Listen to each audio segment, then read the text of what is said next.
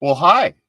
It's been a little bit of a hiatus for us. So there was a holiday. Hope everybody had a fun and safe 4th of July. Happy belated birthday to the United States of America. But hopefully you all got your fill of barbecue and adult beverages, soft drinks, whatever it was, and time with loved ones. I am Anthony Kazenza. He is John Sheeran. This is the Orange and Black Insider Bengals podcast, part of the Believe podcast network, and brought to you in part by them and Cincy Jungle. So appreciate all of you tuning in and staying with us through some of the slower periods of the NFL calendar and whatnot. But it's been a little bit of a little bit since we've taken the air, but it's good to be back. John, how was your fourth, my friend? My fourth was good, a little bit unorthodox, but I'll get to that kind of at the end of the show.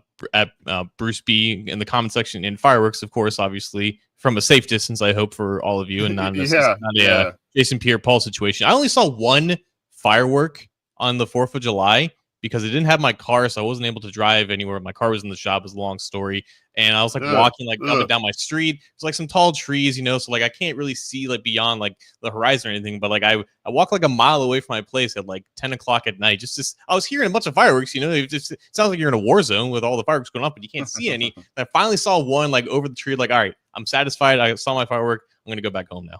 Yeah. The last few years I've been in some places where fireworks haven't been overly visible. Where I was this year, there were some interesting things going on in the street of the neighborhood that I don't know were legal or not that I partook in. But anyway, that's neither here nor there. As I mentioned, this is the Orange and Black Insider, part of the Believe Podcast Network and the Believe in Cincy podcast channel. BLEAV, if you need some help with the spelling of that great company that we are a part of. And you can get this show, Matt and Willie No Ball, from the coach Matt Minnick and Willie Lutz, as well as talking football with Bengal Jim and friends. They just had Reggie Kelly on their show, I believe. So go check that one out. That was they always bring the fun, as well as the great stuff from Jason and Kevin on 3 and Out. You could also get our shows on our YouTube channel, the Orange and Black Insider, pretty easy to find at Bengals OBI on YouTube, as well as on X. And the 3 and Out videos are there as well, so you can check all of that out. Get it on your favorite platform, and of course, keep it to CincyJungle.com and A to Z Sports, where this guy covers the Bengals and the AFC North for that great company as well. So we've got, this is a little bit of a different episode, John. We've got some kind of pop culture-ish things to talk about. We're kind of going back a little bit to the days of when the Bengals were on Hard Knocks, that series, because Joe Burrow is being featured on the Netflix show Quarterback. Now, first and foremost, have you watched all of them? Have you watched some of it? Have you just watched the Bengals portions? Where are you at in this series? And it's okay. It's okay either way. So Oh, like I binged all the Bengals, the Burrow parts, like yesterday morning when it first came out, just purely for work purposes. yep, Obviously there's yep. content to be had with all this, and we're seeing it around the internet. But I think it was Sports Illustrated's Jay Morrison who tracked how many minutes each of the three quarterbacks got in terms of screen time, and Burrow got the most, which makes sense. I think that there was a lot of interest in his personal life because this was his first time on the show. Kirk Cousins was on in season 1. Jared Goff has been in the league for a longer period of time. He played out in LA, and obviously he's got his career revival in Detroit, but Burrow is like a genuine superstar in the NFL. And I think Netflix, wanted to capitalize on that, especially with, the crazy season that he and the Bengals had. So yeah, I've seen all of it, and I have a lot of thoughts on it, honestly. Yeah, there's a lot. So let's just kind of dive into that. I think this is going to be a fun thing to talk about, and maybe a good chunk of our show that we talk about this. I haven't watched every single second, truth be told, of the Bengals portions yet, but I have watched a lot of it, and there are a lot of things that stick out to me. Now, I just want to start because you named all the quarterbacks in it. I want to start with the impressions of each guy as you get a little bit of a peek behind the curtain, not only in their personal lives, but also how they act on the field, how they act with their teammate, react with their teammates, all that kind of stuff. I think there are some pretty stark differences, especially between a guy like Burrow and a guy like Kirk Cousins in a lot of different ways. But I think there are a couple of other things with them that where you say, okay, I see the similarities. I could see where the leadership qualities come from. I know there's been kind of this weird dichotomy of, I don't know, impressions of Kirk Cousins and how, as a player, right? It's like, well, is he that good? And then sometimes he has these seasons that are like MVP like seasons and that sort of thing. So you go, well, I mean, I can see it. I can see where different players can gravitate to the leadership qualities of each of the guys, but bias, I guess. But I still see Burrow as kind of the head and shoulders alpha dog, especially on the field, because we'll talk about the off-field stuff too. I still kind of see him as the alpha dog leader between all of the quarterbacks chronicled in this series. It's an interesting point. Truth be told, I didn't see any of the Goff and Cousins segments. I just breezed past them. I skipped ahead just for the Burrow part. But leadership was a pretty key theme with the Burrow segments, at least early on. Of course, that was a whole conversation when they started 0-3, and everyone was kind of looking to Burrow to see if he's going to speak up more, if he's going to, lay claim and establish himself as a vocal leader on the team. We've seen a ton of that since then, from December on, not having to do with anything on the field, but obviously like the front office things and using his voice there. But he first had to learn how to use his voice more in terms of just corralling the troops, if you will. It was really funny. It was right before that Panthers game, and they were 0-3, and it showed like outside of the locker room. You didn't know who was talking. It sounded like Patrick Mahomes was first speaking, but it was actually Sam Hubbard. I don't know if I'm the only one who thought that, but like Sam Hubbard sounded like Patrick Mahomes when he was speaking to the team and trying to fire everyone up. And first, like, is this supposed to be Burrow? That didn't sound like Mahomes. That's actually Sam Hubbard. Okay, whatever. And then as soon as Hubbard stopped, like Burrow said, like, hey, hold on, Sam, I got something to say. And then he said what he said, like, we need to fight for our lives here in this game because you can't start 0-4 and hope to make the playoffs. It's unfortunate that speech had to come against the lowly Panthers, who obviously didn't end up with a pretty good record and who just weren't a really good team at the time. But that was just the state of the team at that point. And what Burrow said to the media around that time was, I don't really have a lot to say, but when I do have something to say, I make sure to say it. And I think part of that last year was trying to figure out where to pick his spots more often to make sure that, hey, like, we're in a dire situation here and everyone is obviously looking to me to do something about it. So I have to kind of force myself to put myself in these situations more often. I think that's really funny because the week prior, when they showed, I think it was either going in or out of I think it was going into the Commanders game. And he said, you can't look at it like we got to win 3 in a row. We got to blah, blah, blah. And you just, kind of the old cliche, take it one at a time, and you can't get too high, too low. And then that very next week going into that game, there's that, we're fighting for our lives type of thing. And so it struck me, being a former athlete and coach and that sort of thing, where you try so hard to say, okay, you can't overlook somebody. You can't, you can't say this is a given win. And, you got to take each game as it comes at you, that sort of thing. And,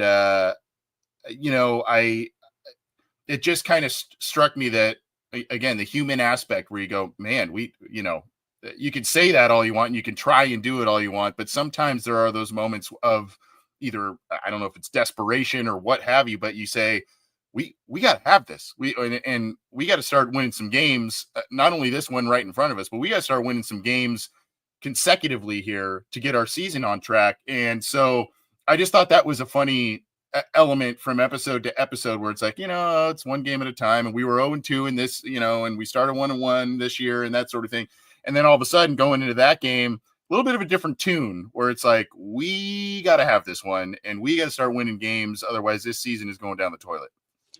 I distinctly remember, and this was also featured, because it was just a clip from a news conference or a press conference that he had. I distinctly remember him answering. It might have been like Mike Petraglia who asked him this question, but it was just about just the thought of making the playoffs at like 3-5, and he was doing the mental math in his head, like, if we get to 10 wins, like, we should be all comfortable and okay. And like, that's completely not what we've expected, like, Burrow to think about, because he's always present in the moment, always thinking about the next game. But when he starts thinking like 8 weeks into the future and like how many wins it would have to take to get into that situation, that's when you kind of knew that the season was about to be off the rails. And obviously everything that happened after that happened. But No, it was a great experience watching how just complicated of a person he is, I think, because Yep. he's someone that loves just chilling by himself and hanging out with his close friends and family, playing video games, every Monday night to kind of center himself and make sure that he, stays in touch and contact with his close friends from back home.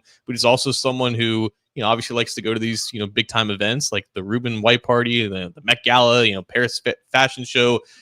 Is all these dichotomies with his personality and his I guess different interest. And there's a lot that we still really don't know about him, but I think that he's done a better job of kind of opening himself more up to the public. And I think the more people learn about him, the more that they can kind of relate to him. There's a lot of layers to him. And he himself said that he doesn't particularly like speaking in front of a lot of people, but of course his job requires him to do that sometimes. He is just the ultimate leader of that team, and it requires him to communicate with everyone in that locker room. And I think last year was a really interesting year of growth for him in that respect, but there was a lot more that we kind of just were able to learn because he himself allowed us to see all this.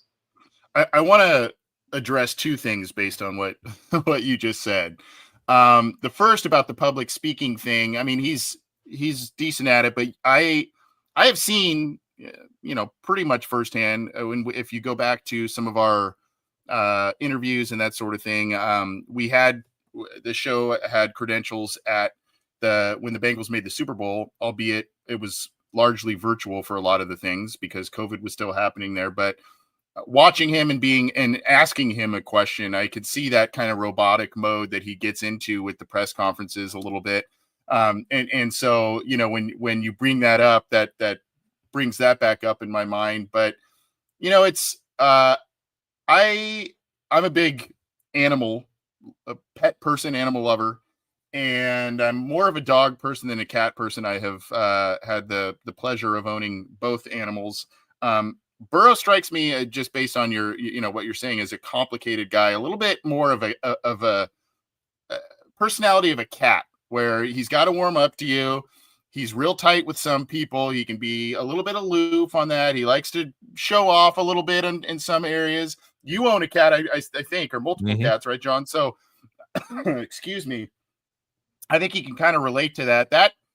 We'll talk more about the on-field stuff, but personality-wise, it kind of struck me as, it kind of reminds me of having a cat where they can be so friendly at times, so, aloof and just kind of want to be on their own at other times and that sort of thing. And cats, as you know, are more complicated. This is a weird metaphor that I'm bringing up here, but that it kind of struck me a little bit like, I could see, I'm the alpha dog, that sort of thing. Well, I could kind of see him have a little bit of a personality of kind of like a cat. And I guess that makes sense being on a team that is the Bengal Tigers, right?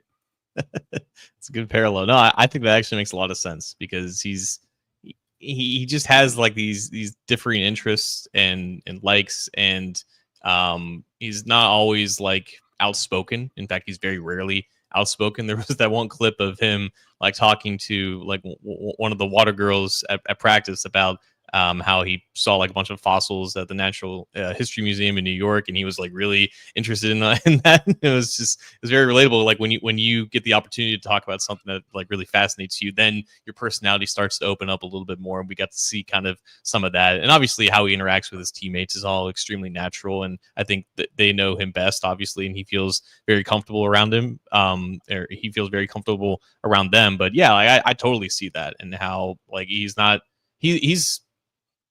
just not the guy that is going to be in the pregame huddle just firing guys up every single week with like the same speech and say a bunch of words that don't really mean anything.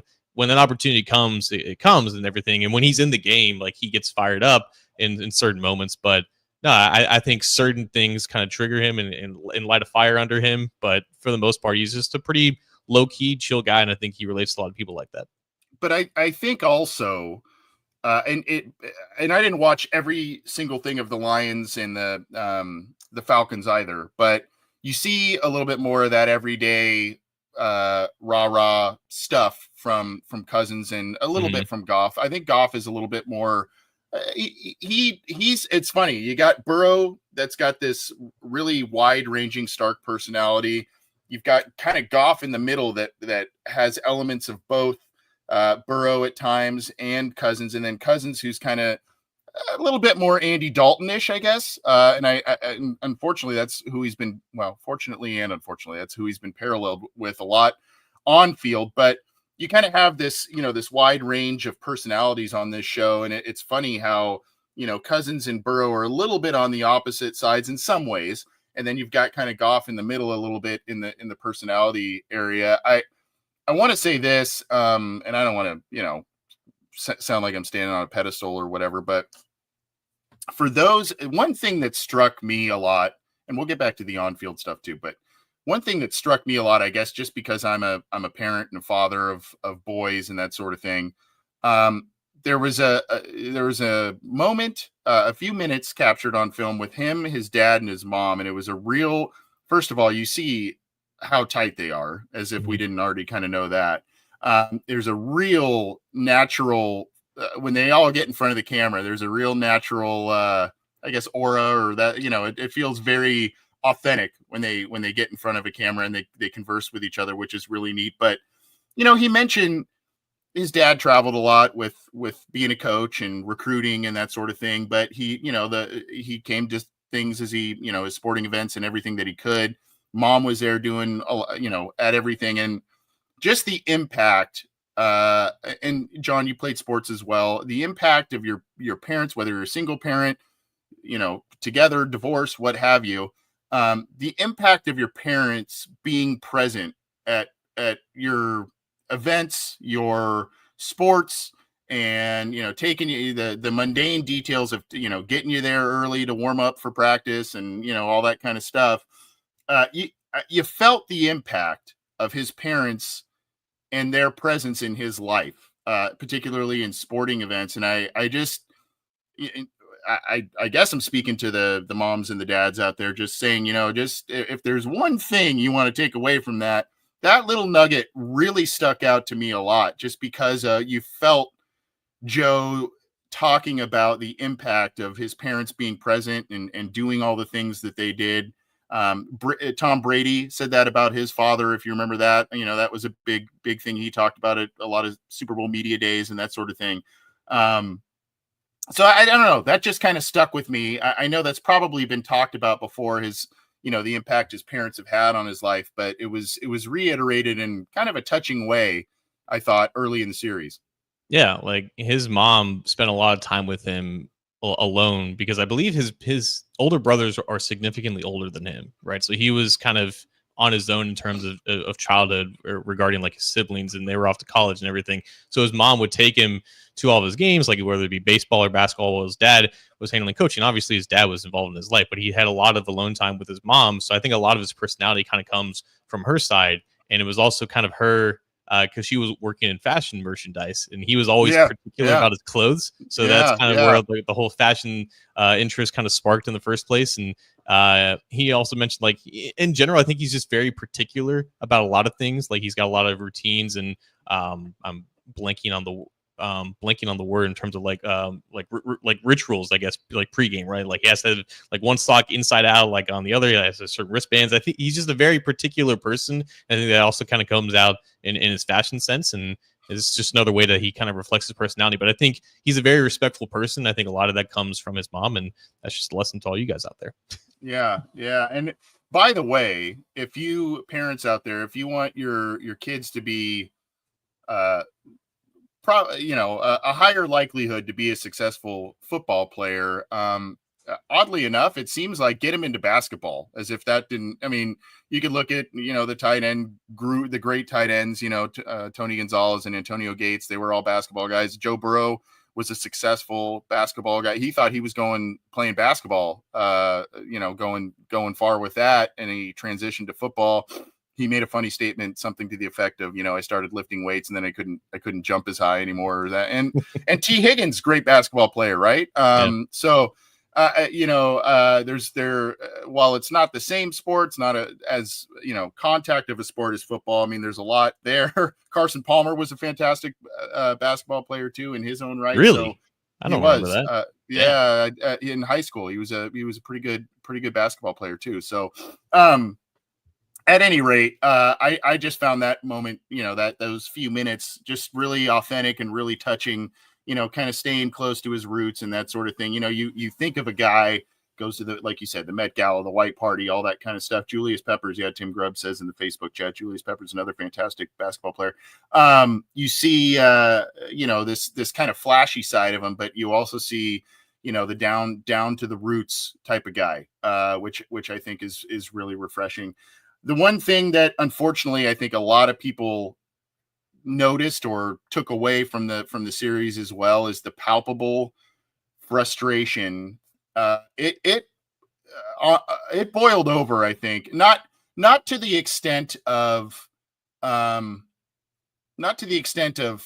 toxicity or pointing blame or that sort of thing, but just on this, the Chiefs game with the penalty at the end of the game, the Tennessee Titans thing that's gone pretty viral, and obviously we finally heard what he was saying specifically. We played that little clip, if you remember, John, during the season, yep. But we didn't have the words, and now we have the words. You just saw the frustration from, I don't know, unmet potential and such close losses a lot of times, or just imperfect play from other elements of the team. And it just boiled over at a lot of points. And unfortunately, I think a lot of people who saw that, Bengals fans, et cetera, went, man, that just, if as a fan, you felt it, and you saw Joe felt it quite a bit as well. I think the first time we noticed it in real time was that Raiders game where they won. They were clearly the better team, and Burrow had 4 or 5 touchdowns in that game. But I don't remember seeing him slam his helmet down in frustration after missing to Jamar Chase in that game. And obviously, that play didn't really matter in the grand scheme of things. Just a couple weeks later or a month later, the 8 false starts that they had against the Titans didn't ultimately matter in that game. But that was another example of Burrow is almost a perfectionist to a certain degree. He doesn't expect perfectionist. Being perfect is a concept at the end of the day, and no one can achieve it. But even when the team was clicking at a certain rate, if they're not performing up to his standard, like you said, it can boil up over time, and it can be unleashed in just natural frustration. And something that he said also was he doesn't believe in the leadership style of constantly berating people when they mess up, because if he were to mess up, he wouldn't want someone yelling in his face to be like, what are you doing? Get it together and all that stuff. He's not necessarily a negative reinforcement type person, but I think it does send a great message to the rest of the team that this guy was clearly the best player on the team. I mean, not clearly, Jamar Chase was also really freaking good, but one of the few bright spots on the team, and helped them win 9 games last year. And even when they were winning in some of those games, he was still expecting more. And I think that's just a great example of what a leader should be, to always want to push for even further heights, because you're not always going to play, unfortunately, the likes of the Raiders and the Titans. You're not always going to get away with the imperfections of that. So I think that was really eye-opening to see kind of that from a behind-the-scenes type of perspective. And that goes back to what you said about, he doesn't always speak to the team, or he's not the guy who's, rah-rahing them out of the tunnel necessarily. But I think that there's certain people obviously acted leadership and different forms of leadership in different ways. But I think the element of, when I speak, it's, I don't always speak, but when I speak, it holds weight. And I think that's what Joe kind of utilizes in his leadership qualities there. But a pretty fantastic series. I think it is along the lines of Hard Knocks in terms of quality of and what you get out of that. What was one element, either about the season or about Joe, to you that you said, I didn't really know that about him. I didn't know that about the team. Was there something that stuck out where you said, wow, this is something I just kind of found out because of watching this series? Well, the one aspect that I feel like no one has touched on, people touched on the Eagles players wanting his jersey and were fanboying almost about him on the field. There's obviously the Steve Spagnuolo quote about calling him the second best quarterback behind Patrick Mahomes. That's gotten a lot of traction. He revealed that his assistant's uncle is Sylvester Stallone. which is a crazy twist. I don't know if you've gotten that far in the series, Anthony, but Sylvester Stallone, I guess, has a connection to Joe Burrow, and that's how he got the samurai swords for his offensive linemen as Christmas gifts because of his work with Rambo. But the one thing that I think I really took away from, I was really happy to have heard this, that the mics caught this. He didn't speak this to the camera. He was talking to to the quarterbacks on the team during a practice after week 1. So obviously they laid a dud against the Patriots. They're preparing for the Kansas City Chiefs. And I think he was reflecting on that game against the Patriots, in which clearly he wasn't his usual self. And we didn't know if that had anything to do with the wrist or just the typical week 1 struggles. But he said that sometimes early in the season, I'm not my normal aggressive self. And I'm paraphrasing a little bit, but he's like kind of molds back into this stereotypical game manager where I think if we just don't make mistakes, we're going to win. And that has clearly not been the case. He said this last September. And of course, the conversation, as soon as we get back in the swing of things, is how can they start fast? He has the answer. Just be your normal self when November, December comes around. Just be that in week 1. Don't worry about not making mistakes, because clearly it lessens who you are as a quarterback, and you don't have the defense to carry you when you don't have your typical game. At least we don't know that as of yet, but they're not exactly the 2000 Ravens out there. But it was interesting to see him kind of admit that. And I don't think he's ever really said that to the media before, but that was really eye-opening. It really made me think about what the next 2 months are going to be like. Yeah, the Spagnuolo one for me was a biggie, and then that one as well, because it showed a little bit of a, I don't know, like I guess the human side again, or just kind of the man. I don't want to say fear, but just don't make a mistake, and instead, when you oftentimes in whatever sport, if you play to not make a mistake, you play tight, you don't play to your potential. And I think, I hope there is some sort of key to him getting past that, because we have seen, and I don't know how he's going to even up his statistical performance from last year, but we have seen when he lets it fly and he plays to his abilities, it's incredible.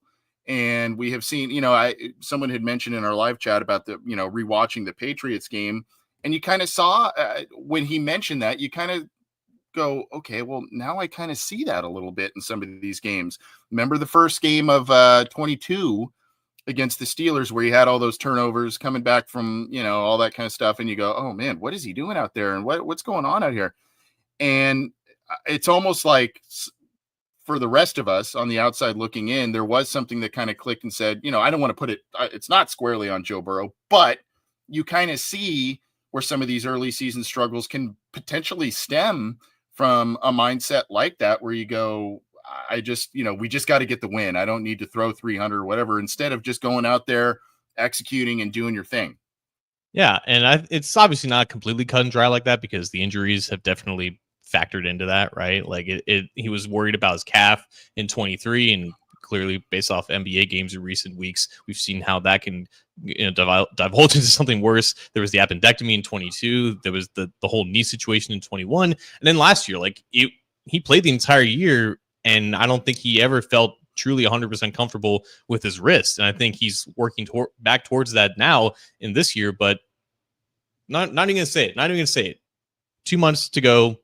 Nothing, just a normal off season. Please. Yeah, right. So, so if that is the case, and it's a big if with him, unfortunately, there's nothing necessarily holding him back from just playing his normal self, just going out there like the season's on the line in week 1, because I think that is the mindset that they kind of have to have if they want to, flip the narrative here and actually start out the gate looking like a competent team.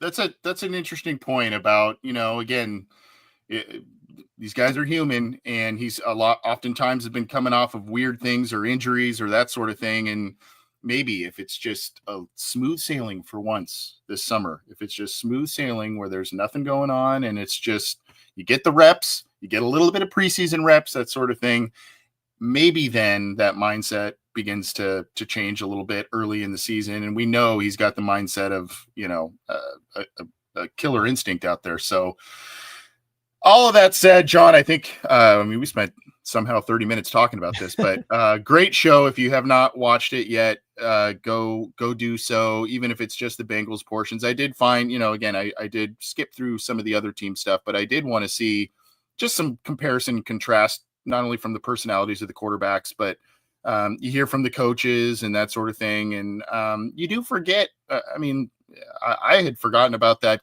early game last year from the Lions when they beat the Eagles on Monday night, just barely. Goff was 18 for 18, 290 plus, 2 touchdowns, and he caught a touchdown. It's like, you go back and you go, oh man, I forgot about some of these wild games there. So go watch it if only for the Bengals. And it's a really great series and get you some good insight on not only the on-field stuff, but the guys, under the helmets, the faces under the helmets, which is pretty neat. Are you just out of curiosity, not to spoil it for anybody, but the series opens with kind of a monologue from Peyton Manning. Do you have Peyton Manning fatigue yet, or are you still okay with Peyton? I like him. I'm fine with him. He's just everywhere, man. Yeah, I kind of not totally. I guess like I didn't really watch a ton of the Manning cast last year. For whatever reason, like it's not like I didn't like them. It's just that it's kind of like a once in every month type situation for me. I wouldn't want to watch it every single game, but I guess he's got the whole thing with like ESPN and some programs I'm not entirely familiar with. So maybe it's just because I just don't like go out my way to watch it necessarily. Yeah. But if you just have like the TV on every day and like you just see Peyton Manning, I would imagine he would get kind of old. Yeah. Will, who also, by the way, Will Lewis, who's been a longtime listener, good to see him in here in the live chat, but he made a reference to Todd Marinovich, and I think that is the first and only time we will mention Todd Marinovich on this Bengals podcast. Ex-USC quarterback, by the way, ex-USC quarterback. Yeah. We're gonna get to some ESPN top 10 lists. We were gonna do make or breaks, but speaking of fatigue, we kind of got some make or break fatigue, I think, a little bit as well. And here's Tim Grubbs. Any news about Stewart or Trey? No, right? I mean, there's love you, Tim, but no, there's nothing.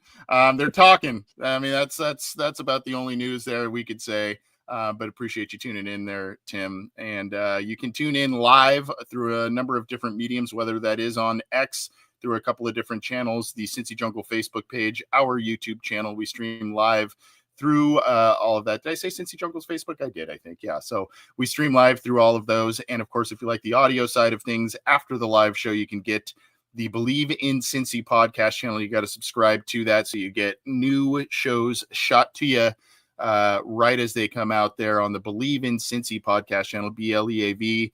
Go check out our friend now. We'll probably have him on again, Solomon Wilcots, who's on the Believe in Bengals channel there too. But you get a slate of shows on our channel, so go check that out. We're going to be peppering you with a lot of shows and material throughout the training camp and regular season. So check that out through your favorite audio streamer. And again, this show is brought to you in part by FOCO, the fans only company.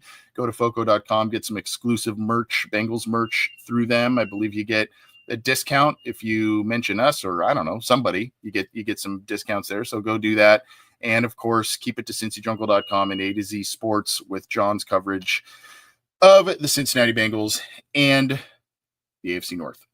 Speaking of AFC North, there are quite a few players. Now they haven't unveiled all of the positions quite yet on ESPN, and this is kind of a yearly thing they do around this time of year where they pull execs and scouts and all kinds of different people to get kind of a consensus top player list. I believe the 3 that have come out are defensive tackles, edge rushers, and running backs to this point, if I'm not mistaken. So more will be coming out, and we assume we'll see a couple of Bengals on some of these other lists, be it Jamar Chase, Joe Burrow, etc. But right now there is only one, and we're gonna spin this into a different direction as well. But John, right now there is only one Bengal on this list, and he's a little bit lower than some may expect, and that is edge rusher Trey Hendrickson, who comes in at number 6 on the edge rusher list per Jeremy Fowler and the poll that they took from a number of different people. Yeah, so 6 for Trey Hendrickson. Last year he was number 9, so steady rise for him in this extremely stacked position group, right? Because the 5 ahead of him in this order are Nick Bosa at 5, Max Crosby at 4, Micah Parsons at 3, TJ Watt at 2, and of course Myles Garrett at 1. The commonality with all those guys is they're either paid extremely handsomely or they're looking to be paid extremely handsomely. So Micah and TJ Watt are obviously looking for new deals, but I think wherever you find Trey Hendrickson, he's probably going to be in anyone's top 6. I think there's an argument for him being a little bit higher than that, but I do like the way that they rank these guys across all positions across the board, not necessarily about like pure stats, but a combination of traits, where they are currently in their careers, along with obviously production goes into it as well. And that was kind of the theme with how, they talked about Trey, and it's like, he may not have like the elite explosion of a Micah Parsons or the bend of a Nick Bosa, but you cannot deny his ability to win consistently and to produce. Like, you have to respect it. And I think that was the general theme with how a lot of people see Trey. And his highest ranking was like 3. He was unranked by some. So opinions on him are kind of all across the board, but we kind of expected him to be in the top 10. We fully expect Joe Burrow to be in the top 5. Jamar Chase is probably going to be the number 1 receiver as of right now. If he's not, he's going to be number 2 behind Justin Jefferson. Other than that, Anthony, it's probably about it in terms of Bengals. Like, I was a little bit surprised that Chase Brown didn't get a single vote for the running backs. Like, he was completely left off the list after the year that he had. But I think that Chase Brown is a good example of someone who can have a really good season this year if he's the starting running back for the entire year, and that's the expectation. If he's in this offense that is expected to be one of the best offenses in the NFL, his notoriety is probably going to increase. And he may not make the top 10 next year, but I could see him being like an honorable mention, or at least getting at least 1 vote as opposed to 0 votes this year. But it had me thinking, who else could join this list? Who else could join these lists on the Bengals this time next year? Not talking about guys that they could sign in free agency, but who on the roster right now has the best chance of either making the top 10 outside of these 3 guys, who I think we can safely say are going to be the only 3 guys who are going to be the top 10 at their positions. Chase Brown is an interesting example. Is there anyone that comes to mind for you if they have like a really good season this year and the Bengals are obviously in contention and they're in the conversation? Is there anyone outside of maybe Chase Brown that you think could be in the top 10 at their respective position? So Chase Brown was one that I was going to say. We talked about before we were going live, we talked about spinning this this kind of direction. We didn't say who we were going to talk about, but you and I are thinking alike once again here, because Chase Brown was one of the guys. This may be a stretch, but I could see if things come together well and the team makes the postseason, so they get a little bit more, national love. I could see one of their offensive tackles potentially getting on that list. Orlando Brown was, lauded as one of the better tackles in the game when the Bengals landed him and before then. If he has a good, clean season, stays healthy, that sort of thing, I could see him getting some love there if the Bengals go pretty far. And how big of steps, pun intended, I guess, will Amarius Mims take in year 2? Could he be the next dominant right tackle because of all the traits there? If he stays healthy, if he takes some nice steps in his career, he could be another young guy. Whether it's next year, we'll see, but another young guy that in the next year or 2 could easily be on this list if everything goes well. So those are a couple that come to mind. It's tough to say on defense for me because the defense just played so poorly last year. So it's tough to say if Logan Wilson, has another nice year, he could be another guy I think that could be on there. And then what happens with the defensive backs? Does Cam Taylor-Britt have a great rebound season under a new defensive coordinator and shows the potential that he showed, early last year, but also, the year prior? Could he be the guy that shows up a little bit there? Those are some names at the top of my head where I could say, that makes sense.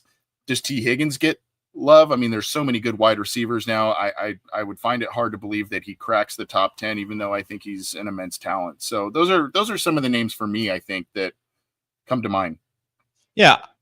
I think both Mims and Brown have pretty equal cases. Like, I think because like this process is not really contingent on you being already an established player. Like Jared Verse is already like the 10th best edge rusher according to these guys, and he was just a rookie. Obviously, he won Defensive Rookie of the Year, but you don't have to be an established player like an Orlando Brown Jr. to all of a sudden crack the top 10, I think, for the first time. But had Brown stayed healthy last year and the Bengals made the playoffs, he probably would have been a Pro Bowler, because that's just how good he was playing in those first 7 games. And the knee injury, I think, completely threw his season to the wayside. He missed, 5 or 6 games or whatnot. Even when he came back and playing on a broken knee, like, he was still really good, especially in that game against the Broncos, against 2 really good edge rushers. So he's still in the prime of his career. And if he's healthy, which he's been healthy for his entire career outside of last year, I can definitely see him having a conversation. It's just offensive tackles is not split up into left and right tackle. So if that was the case, he definitely would be amongst the top 10 left tackles. But I could see him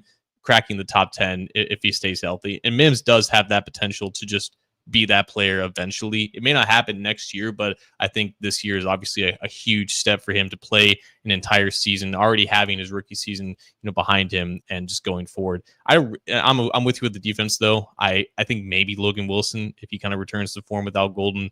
I don't see any of these defensive backs really getting that much respect outside of someone who all of a sudden has like 7 or 8 interceptions. I think in general, like, we still have some ways to go in terms of how we evaluate defensive backs and the production of which we use with that. But it is tough for some of those guys who aren't as known to kind of get that recognition. And I think with Trey, like, he's the guy that I'm interested to see where his ranking is next year. Like, Burrow is going to be top 5 regardless. Chase is going to be top 5 regardless. We're pretty confident in that. They're in the primes of their career. Is this the peak, though, for Trey? And is that the impetus of the disagreements that he and the team has right now? Like, do they see him, falling, I guess, in comparison to where he's kind of a rise at this point? Because the guys below him on this list, Aiden Hutchinson, he's 24, Will Anderson, he's 23, and obviously Jared Verse, he's 24. Like, there are guys who are gunning for this notoriety at this position that's incredibly stacked. And I guess the conversation with Trey is, how long is this going to keep up? And I think we're confident that it's going to be, another year or 2 before this conversation really happens. But I think that's also kind of the back of the minds of not only the Bengals, but other people around the league. I'm going to flip this on you a little bit. And I know this is your segment here, so I don't want to hijack it, but who do you think, like, which potential newcomer to this list next year would be the most impactful player for the Bengals to make the postseason this coming season? Does that question? I don't know if I worded that correctly. So, like, which new person on this position, listen, at what position, who would you say needs to be that guy the most to help the Bengals get back to the postseason this year? It would probably have to be someone on defense, I would think. Like, if all of a sudden Miles Murphy just completely breaks out and has like 15 sacks or something like that, like having another consistent pass rusher would do so much wonders for this defense. Or just like, again, if Dax Hill comes back fully healthy, or Cam Taylor-Britt thrives in a contract year, and they have like a really high end defensive back that Al Golden loves playing man coverage, right? If he can find confidence in either one of those guys to just line up on the boundary and just take away a receiver, like, we don't really see that anymore in the NFL. Like, Pat Surtain is one of the few guys left that can really do that. And it even still, like, offenses have evolved to a point where you can get around it. The Bengals offense being the best example of that. But having a true difference maker on defense who's under the age of 30 would do so many good things for this team as a whole. And obviously with defense, just having another guy to rely on, I don't foresee that, but that would make the biggest difference, I think, in terms of elevating this team from a playoff hopeful to a playoff contender. Yeah, I'm in agreement. There's some good calls in the live chats too, saying Demetrius Knight and Chris Jenkins, etc. I don't disagree with you on that, but I still am still set that it's going to be the most unlikely, I think. But if a guy like Dylan Fairchild is on that list, or honorable mention or that sort of thing, this team needs to shore up its interior offensive line desperately. There's a lot of interesting stats that Warren Sharp, who's a good follow on X, that he throws out. He's a big Joe Burrow homer, I guess, or I don't know if homer is the right word, but he's a big Joe Burrow supporter, and he throws out a lot of stats that basically show Burrow's incredible performances in spite of a lot of offensive line issues or different, all the hits he takes, that sort of thing. And going back to our last segment about the Netflix show, you see a lot of the big hits, and you saw a lot of the big hits. Burrow was, oh my gosh, to me, this team showed they can win games in spite of a bad defense last year. If the defense just takes a couple of baby steps forward as a collective unit, and then they shore up the interior of the offensive line. I think, unfortunately, based on who's right now slated to start at the guard positions, Fairchild probably has a better shot than Patrick. But to me, I look at that right there. I think Teddy, he's towards the end of his career. He's going to be steady. We know that. But I think if we look at that, if they can get a guard on there that played at a high level, and then maybe one of those tackles too, that shows you that this offensive line has taken a big step forward, and this team shows they can put up points. And I just think that's a big position. It's not ideal that this offseason the Bengals still leave it with, preseason rankings of that unit in the 20s or in some cases like 31st. It's not exactly where they should want to be, but they're clearly content with that. But just going back to the doc real quick, that was one of the observations that I made for people who didn't watch the Bengals last year. How many of Joe Burrow's best plays featured him being on the ground at the end of it and just running for his life and taking on so many contacts? I think Jay Morris even looked it up. Like 5 of his 43 touchdowns were finished with him on the ground. It was the most in the league in terms of being hit. But there were plenty more where he just kind of brushed off some hits, and just how many plays that he had to make by himself. I'm sure that was very eye-opening for people who didn't watch all 17 games. And that's not even counting when he scrambles and runs with the ball, right? It's just like I think that's a bit. Didn't that one throw that he made to Yoshi against the Chargers, where he kind of escaped? Didn't he take a big hit on that one too? Where oh god. So but we'll look at these other ESPN articles as they start to trickle out here. We'll talk a little bit more about that. We'll talk obviously more about training camp. We'll have some more guests coming up on the Orange and Black Insider, but good show. Despite there being a little bit of light news right now, everything's a little quiet. Fun show to talk about, and the NFL knows how to find that weak spot of the calendar in terms of events and all that kind of stuff, and they unveil an interesting show and still keep everybody's attention throughout the year. Go watch Quarterback on Netflix if you have not already, or rewatch it. I'm probably going to rewatch all these things and see if I catch even more. But we'll be back on this show in it won't be as long next time, I promise. The holiday kind of threw us off. I'm sorry. That's more my fault. John's always ready, willing, and able. It's this guy right here that's the problem with the sporadic calendar. But we're going to get back on a solid schedule on this program, as well as on the Believe in Cincy podcast network with all kinds of different shows. So let's drop the mic and get out of here. I don't know that I have too much, but I think you've got something very interesting to drop the mic with. So I'm going to kind of let you go a little solo on this one, because you didn't tell me what it was. So I'm kind of chomping at the bit here a little bit as to what you're going to share. Well, the first week of July is always extremely busy in our family. My mom's birthday is the 7th, so happy belated birthday to my mom. Happy belated birthday. Me and Logan Wilson were born on the same exact day in the same exact year, which was yesterday. So we're both. Oh my 29. God! I didn't know what you. Okay, God, yeah. Happy birthday, you goon! I didn't. Okay. Thanks. Right. I wouldn't bring it up if it didn't have a Bengals angle to kind of relate back to. So the first time I do meet Logan Wilson and introduce myself, I need to ask him what time he was born to see if I'm actually older than him or not. I was born at like 8 a.m. apparently, so I'll need to figure that out. But that's typically like the crux of our early July. It's me and my mom.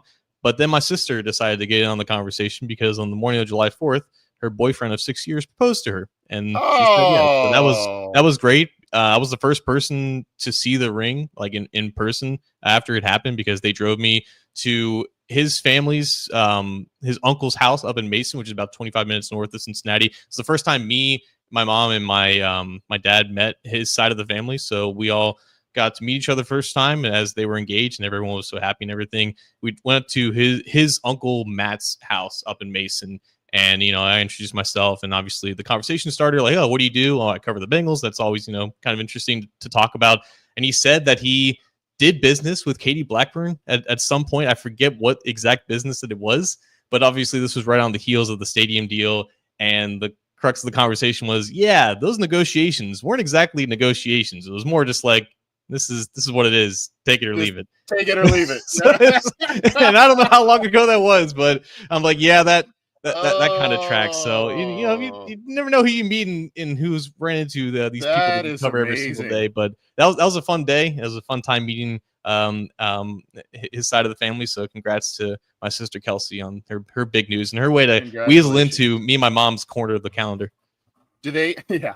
Do they have a date set or anything or venue? Or I'm crashing it in case you didn't know. So I hope so. Yeah, I hope so. Yeah, I think they're like setting it off like 2 years into the future to give him some time. Okay. Well, that's awesome. Congratulations. Was it a surprise to everybody? Did they do ring shopping before that? Or, I mean, 6 years together, you got to know there's like they bought a ring together. Solid future there. I think a few months prior, and then like they just got really busy, and that was just the time that he wanted to do it. And thankfully he told her ahead of time, like the morning of, so she didn't like pass out or something like when it was happening. But it was very private, very meaningful, and I'm really happy for them. That's awesome. That is a definite mic drop moment. And congratulations to your family, your family, your sister, everybody. That's really cool, man. So, well, I don't know how to top that, but we're just going to say a big congratulations and a belated happy birthday to your mom, John, and to you, my friend. Thank you. I'll have to send you something nice in the mail, buddy. I'll get that out to you. Yeah, I don't know what, but hey, take care, everybody. Thanks for tuning in live. Thanks for checking out the show after the fact. Go subscribe to the Believe in Cincy podcast channel, part of the Believe Network, and go check out our last show with John Fina. That was a lot of fun. Former first-round pick of the Bills, played a decade with them. Talked some Bills, talked Bengals, talked NFL. So go check that out. That was right before the holiday there. So check that one out, and go check out FOCO, FOCO, fansonlycompany.com for some exclusive Bengals merch, and go get yourself a discount, some fun stuff for the season coming up here. And of course, keep it to cincyjungle.com and A to Z sports.com, where John is killing it with coverage there as well. We appreciate all of you. Thank you all for tuning in, and we will be back very, very soon. So we'll see you.